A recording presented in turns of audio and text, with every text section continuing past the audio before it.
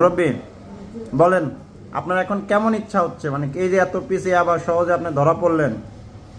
আমার জান দিয়ে দিতে ইচ্ছা করতেছে। আমি মানুষের বাল বাচ্চার ক্ষতি করছি, এই জন্য আমার এই অবস্থা হয়েছে।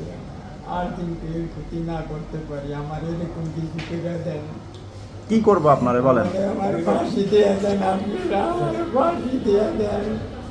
আমি জীবনে দিন আর এটি না করি, আমার ফাঁসি দিয়ে দেন আপনারা। আমি জীবনে দিন এটি না করি। কি করছেন আপনি বলেন তো?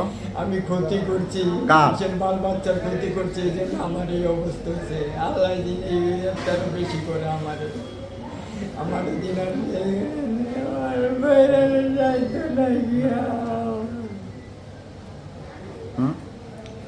তাইলে এখানে কত টাকার ইয়াবা আছে বলেন তো, আপনার একটু ধারণা করেন তো। আমি বলতে পারবো না। এক পিস ইয়াবা কয় টাকা করে বিক্রি হয় বলেন তো? এও ওইটা না, এমনি তো পুচা বেশি 250-200 টাকা। আপনার এখানে আছে কত তাইলে? 6,000। 6,000, তাহলে 6,000 যদি 250 করে বিক্রি হয়, কত টাকার ইয়াবা আছে? 6 লাখ টাকা। 250 করে হলে তো মোটামুটি আপনার 15 লাখ টাকার বেশি হচ্ছে। তো এইবার এই 6,000 ইয়াবা 6,000 বার খাইতো মানুষ, বেশি খাইতো। 6,000 বার আপনি 6,000 বার মানুষকে ক্ষতির দিকে আগায় দিলেন। এই ইয়াবার জন্য কত চিন্তাই হবে জানেন? এই ইয়াবা খাওয়ার জন্য, এই ইয়াবা খায় কতজনের ঘরের বউকে পিটাবে জানেন? এই ইয়াবা খাওয়ার জন্য, এটা কেনার জন্য কত জায়গায় চুরি হবে জানেন? ঘরে বাপ মায়ের সাথে মারামারি করবে এটার জন্যে। কত হাজার সন্তান নষ্ট হয়ে যাবে, বিপদে যাবে আপনার জন্যে। বলেন, হ্যাঁ? কেন এই কাজ করতে গেলেন? কি শাস্তি আপনার পাওনা? কি শাস্তি, আপনি কি শাস্তি আশা করেন? বললাম আমার ফাঁসি দেওয়ার উচিত, আমার ফাঁসি দেওয়া উচিত, এখন খারাপ লাগতেছে?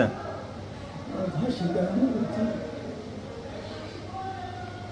খুবই খারাপ লাগতেছে। আমার খুব খারাপ লাগতেছে। না সেই পোলাপানের এই যে নষ্ট করছি, এর লিগে আমার আল্লাহ দিচ্ছে।